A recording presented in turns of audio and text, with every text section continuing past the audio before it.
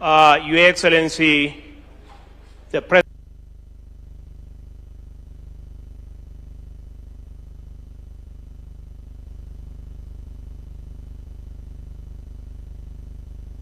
good morning. Your Excellency, let me begin by expressing on behalf of indigenous peoples, minority and marginalized for this historical day. This day will be remembered for generations to come. Under your leadership, Your Excellency, under your leadership, under the leadership of the head of the civil service, Mr. Felix Kosgei, Affairs, my brother Singoye Korir, and the leadership of the Gender and Equality Commission, we are here today because as a country, we adopted a constitution 2010. And in that constitution, Kenyans, when they went to a referendum, all agree in principle there have been marginalization in this country. And that marginalization originated from sessional paper number 10 of 1965.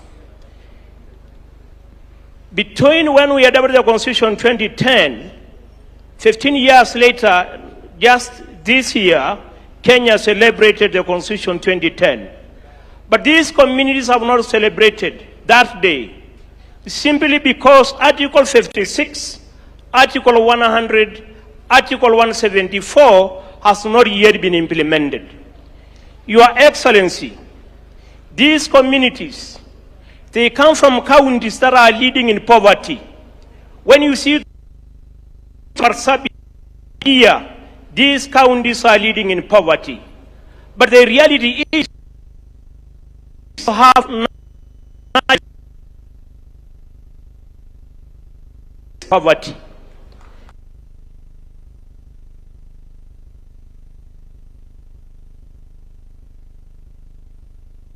Press.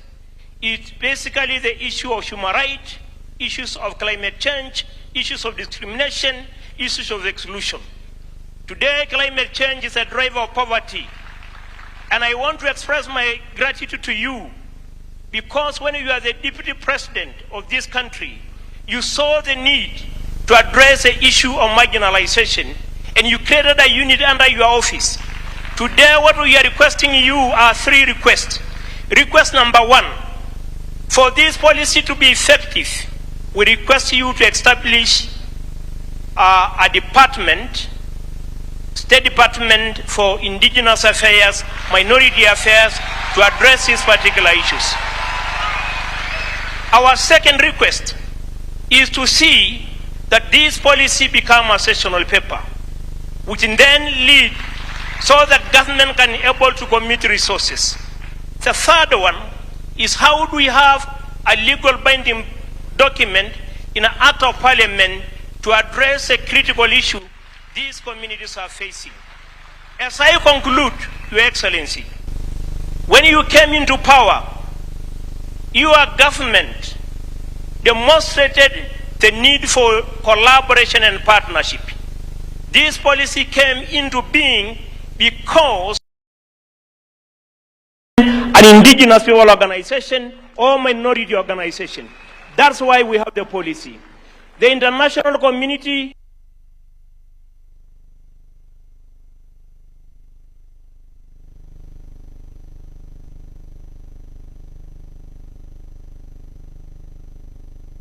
the technical team to stand up.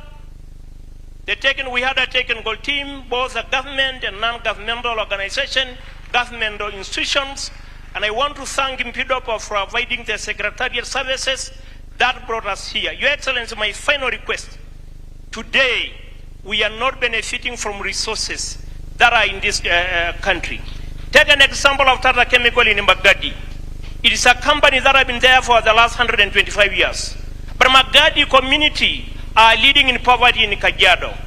Finally, end marginalization. Kajiado County again is a good example of whereby Kupet basically don't have a single Maasai from Kajiado for the last 10 years where they have been in this committee. We want to request that even in Turkana, where we have wind power, where we have oil, a certain percentage go to this committee to address. Tumpigie makofi. Thank you very much, Ole Simel. Ningependa kumwalika Chris Galgalo kutoka YU community. Njoo hapa. Katupe maneno mawili.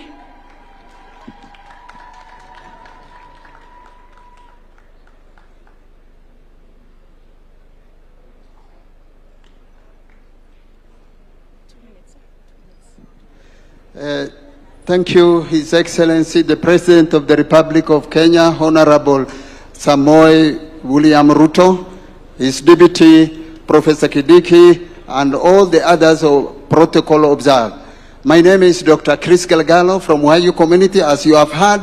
But first and foremost, people are celebrating the second liberation. But for us, we are celebrating the first liberation of its kind. This is an opportunity which we are given. You are our Joshua who will take us to Canaan, and our Canaan is here. And we are happy indeed that you have become a Joshua to us, that our Canaan is a Statehouse. Today we have reached here. So thank you very much. And on that note, I also appreciate you because you have created an ethnic and marginalized communities unit under Honorable Lowey, who is leading us to a greater height to this level. That is the first appreciation. And because we have not yet reached the Canaan, and because we have reached today, we have some few points to raise it to you. One is we want recognition of these communities in the Republic of Kenya through an ethnic code of 0, whatever it is. Because as at now, we have 44, 46 communities with ethnic code of their tribe. But there are others who have been counted in the census 2019 as others. And there's no other tribe which is called others. So we need to correct this one. Because as far as I'm looking at this, these people are not others. They are belonging to an ethnic community. And we need to address those ones. Secondly, we are very happy also on this policy and bill which is about to come through. And that is our dream, and that was your dream. And one day it will come to be realized. And we appreciate that. And is please, our President,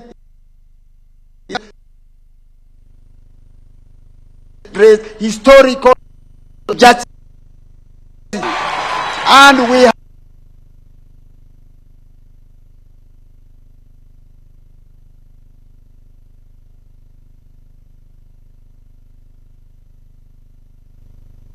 to the core, and then we cannot even agitate for our right because we are the minority. Fourthly, we want you, please, His Excellency, community, what do we call ethnic community and marginalized communities empowerment through equalization fund. And that is what we want. It is not a regional fund, it is a community fund. So if you want to empower human beings, you have to empower them economically and educational-wise. So we want you, that equalization fund, to be changed from a regional disparity to ethnic disparity for that matter. Lastly, I just finished. We need also on that point, we don't have a political representation in National Assembly, in County Assembly, in the government. We want a political representative in the National Assembly, in the Senate, MCA, and what have you. Even in your own government, His Excellency. We are capable of running an institution to ourselves. As you look at me, I'm a PhD holder like you, His Excellency, with PhD. And therefore, we have lawyers and what have you. So we need that one. And lastly, because time is not on our side, we want our people to be high decision making in the government. Can you appoint them in PS, ministers, lawyers, what have you? Even in your own office here at the Statehouse, we are capable of running an institution to ourselves. Last but not least, His Excellency, there is one issue which I want you to address. This is what we call ACPO.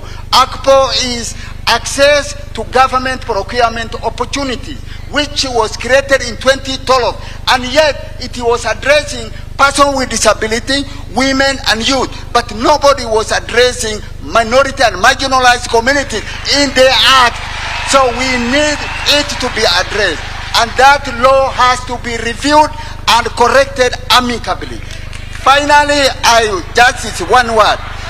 Please, I want you to form a task force. Kindly form a task force to address the challenges of these communities within their locality and region. With that, you will know the problem of each community in their own region. Thank you very much. And Thank you. Mzee Chris Galgalo, asante sana. Ningependa kumuita Jane Meriwas Mwata. Njo.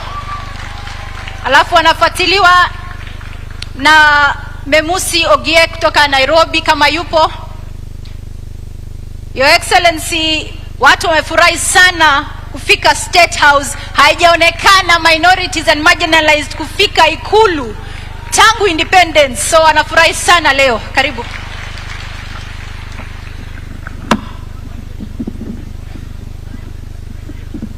Thank you, Your Excellency William Samoei Ruto, Your Excellency Deputy Government and all protocol observed, and my fellow indigenous, marginalized and ethnic community, good morning. Kwa majina mimi naitwa Jane Meriwas, mimi ni Msamburu, mimi si Wata kama venye imesomwa, and I have few things that I want to say. For the last 62 years, Your Excellency, this is the first time that these indigenous, ethnic, and minority groups are celebrating their freedom. Since the time you got to be the president of this republic, there are many things that you are celebrating, including myself as a woman, as a marginalized woman, because in your government, you're the first president who have given us a pastoralist woman to lead a docket, which is very powerful. And that one itself, it has set a high bar for that local woman to take her girls to school, and that young girl in the remote villages of Marsabit, in the remote villages of Wajir and Turkana to believe that education is an equalizer. Having even said that, in your government, you have given us CS, PS, in the parastatus, we also have pastoralists and marginalized group included, and that is something that even us when we are here, as other marginalized group, who we call ourselves women, there is something we want to celebrate. Number two, this is a historical moment for us and the generation to come, and we want this to be a living document, a document that it's going to guide us, and it's going to give us a voice, not just as minority. And I'm happy that I've seen a lot of policymakers who are seated here, not just from this marginalized region. When this bill comes to the House, we ask you to support us. We ask you so that it can pass, it become a bill, and also become like other Kenyans. Number three, in this republic, we just had marginalized indigenous people. But looking at the population of Kenya, 70% of us living in those land. Mostly these are land are forgotten, but the people live there. Because they say in Kenya, politics talks in numbers. And even when you look at our counties that my brother Ismail said that we are marginalized, because when it's come to fund, we are not given. We ask you, as we go towards census election, kindly your request, Your Excellency, as a mother and as a woman, please give us special attention when it comes to census.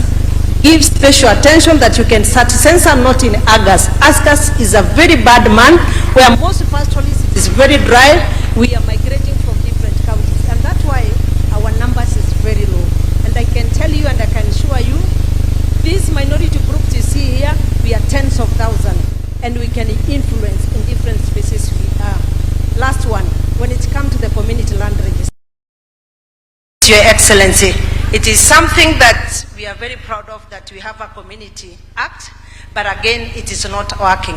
We ask you, because it is my first time to be in Statehouse, and I don't know if I'll ever stepped here, and because I have an opportunity, Your Excellency, we just ask you, effectively implementing of community land registration, na kwa sababu sisi huwa tunaonea Statehouse view, sasa tunakuomba utupatie watu wako wa chini kama sisi, from here tufuatane na wao, so that next year we can celebrate that our communities are registered.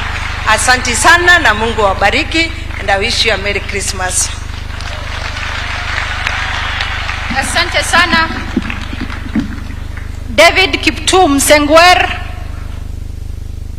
Your Excellency, minorities na pia marginalized wako hapa leo. Waliongea ni partly marginalized na pia kuna minorities kama Sengwer. Mzee yuko hapa. Karibu sana Mzee Kiptum.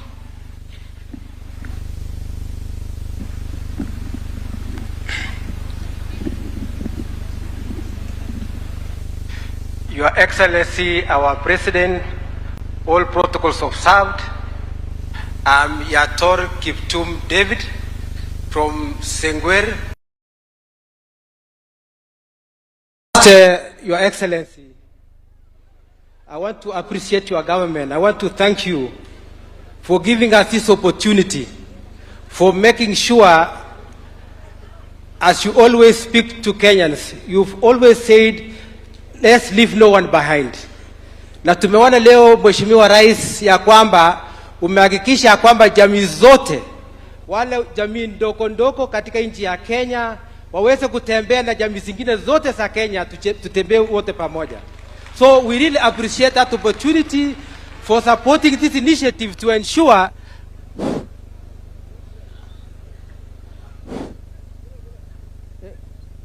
so kwa hivyo we really appreciate Your Excellency for supporting